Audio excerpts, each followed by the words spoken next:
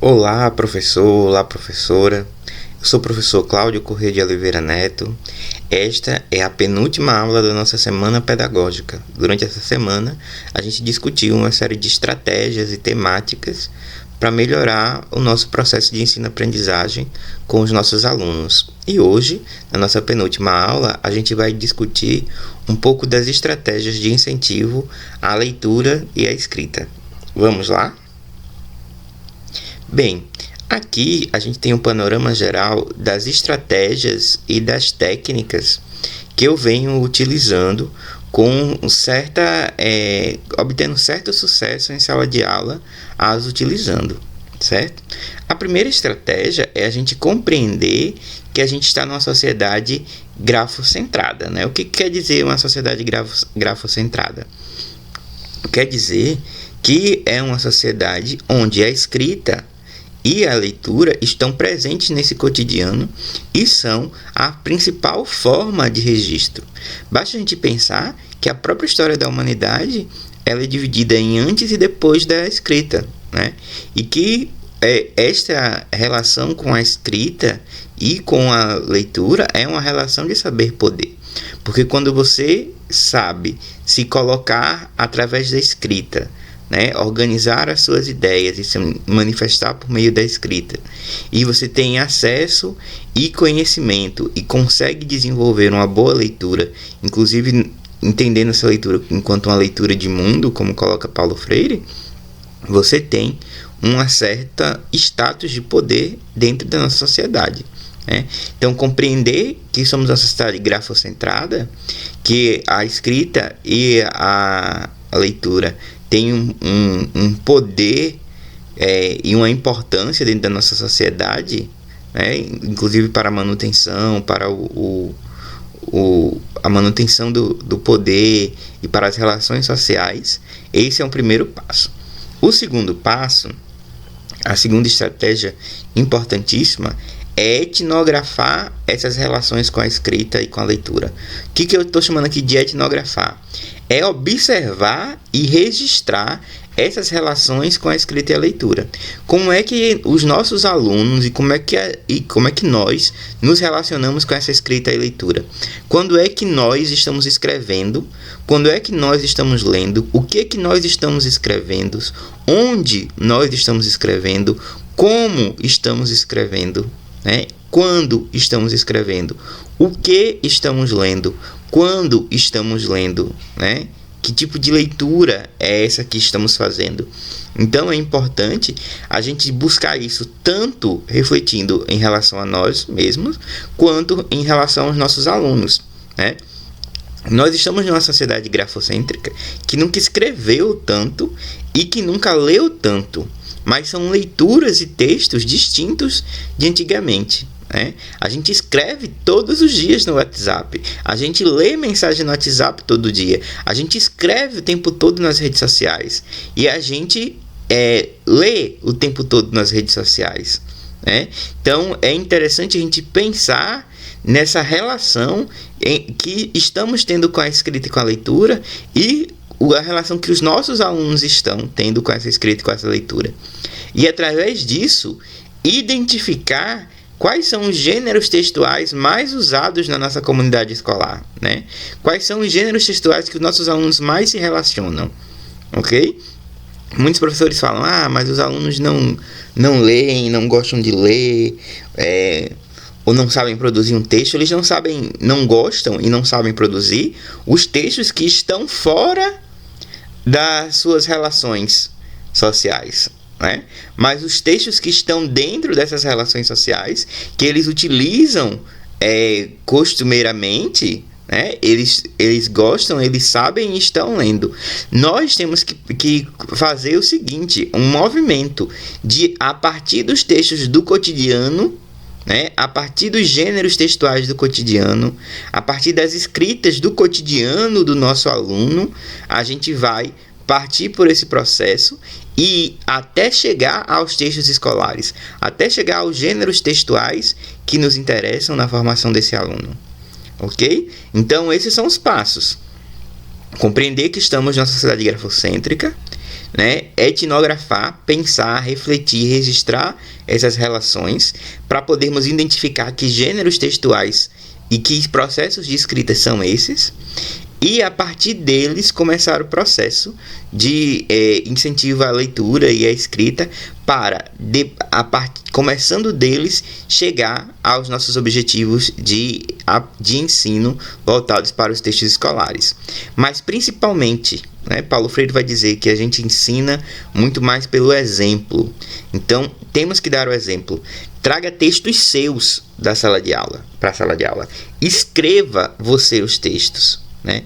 Indique leituras que você fez, né? Leituras do que você leu. Leve livros para a sala de aula, livros que você gosta, livros que te interessam, né?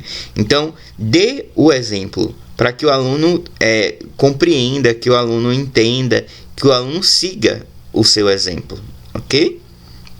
E aqui são algumas técnicas que eu venho utilizando e obtendo grande sucesso, né? Uma das técnicas que eu gosto muito e que tem dado sucesso são as pílulas de poesia. O que são essas pílulas de poesia? Todo começo ou todo fim de aula eu levo um pequeno poema para ler para eles, né? Eu declamo pequenos poemas e vou fazendo isso todas as aulas.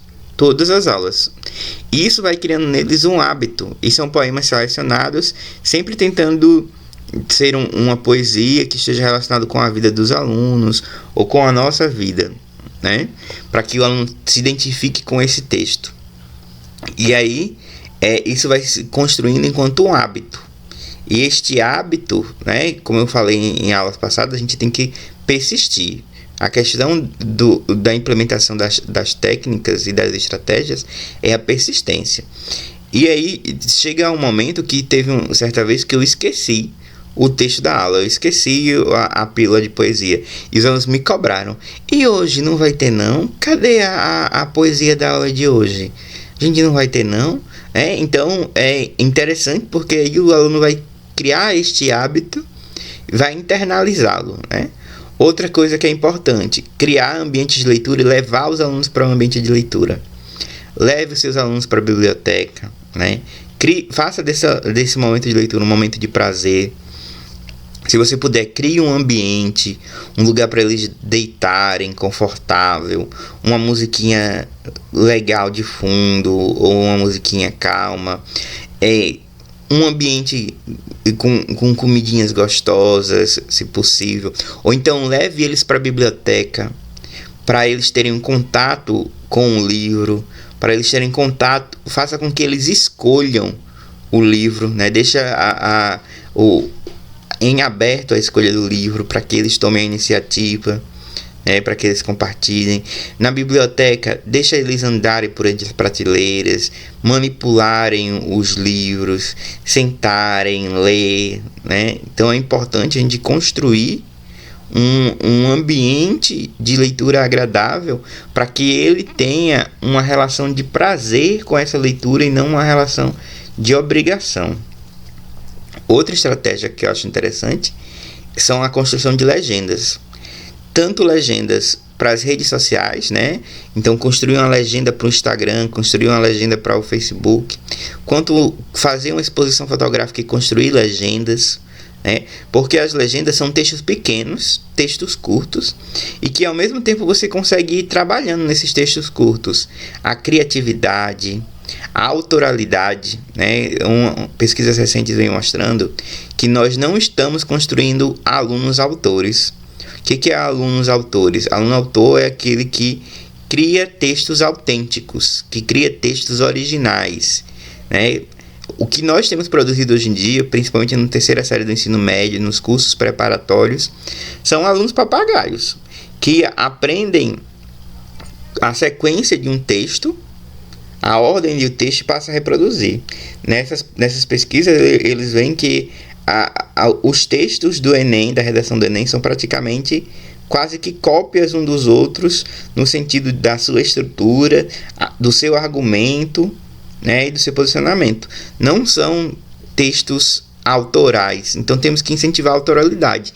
E na criação de legendas criativas, né, estimulando legendas criativas, você já começa a desenvolver a autoralidade. E aí o professor vai com as legendas e já começa a discutir a ortografia, a gramática, os gêneros textuais, o gênero textual legenda, né? Então já é um passo importante e interessante, que você começa com pouca coisa, começa só fazendo pequenas legendas, né? E aí você vai evoluindo para demais textos. Comentando a vida. Utilizar os comentários nas redes sociais é um gênero textual que a gente pode se utilizar, inclusive para construir argumentação, porque quando você está comentando um texto, uma reportagem ou alguma coisa na rede social, você está argumentando de certa maneira. Então aqui no comentando, né, comentando a vida, você já vai começar a trabalhar a construção de argumentação com o seu aluno, né? Você já vai começar uma produção textual que já é um pouco maior do que a legenda, e aí você vai evoluindo pouco a pouco, um passo a passo. Começa com uma pequena legenda, vai para um comentário, e até que chega um momento em que os alunos vão estar produzindo textos inteiros, né? Textos longos, né? Textos mais alongados. Mas isso tem que vir da repetição, do esforço sistemático nesse processo, né? Uma das coisas interessantes, né? Muitos diziam que para uma turma minha, umas turmas minhas que não gostavam de ler, não gostavam de escrever, e quando eu comecei a utilizar essas técnicas, né, eles escreviam no máximo estourando 7 linhas. Mas quando a gente terminou o trabalho, né, no final do ano, naquela época final de semestre, porque estava em bloco, eles já estavam escrevendo 2, 3 páginas, entendeu? Então, 2, 3 páginas de qualidade. Então é um processo. E também eu tive uma experiência de fazer um caderno de leituras para eles, né? Eles tinham um problema de falar muito palavrão, e isso me incomodava. E aí eu fiz uma aula para discutir a questão dos palavrões e fiz um caderno de texto com os palavrões, sobre os palavrões. Então eu trouxe vários gêneros textuais para eles, né? Tinha texto de uma crônica de Luiz Fernando Veríssimo, tinha um texto acadêmico, tinha um texto da revista Aventuras na História sobre a história dos palavrões, tinha um trecho de História da Sexualidade de Michel Foucault, né? Então eu trouxe esses gêneros diversificados para falar sobre os palavrões, para mostrar que são construções históricas, que os palavrões a mesma palavra aqui no Brasil é palavrão, lá em Portugal não é, né? Em um estado é palavrão, no outro estado não é, que é uma construção, uma adaptação, né? Uma construção inclusive histórica, que muda de tempos para tempos. E a gente foi trabalhando isso. E qual foi a minha surpresa quando os textos começaram a desaparecer da sala de aula, né? Eu tive 3 textos roubados. Porque vocês sabem como é a escola pública, né? Você imprime um número X de textos e você reutiliza, né?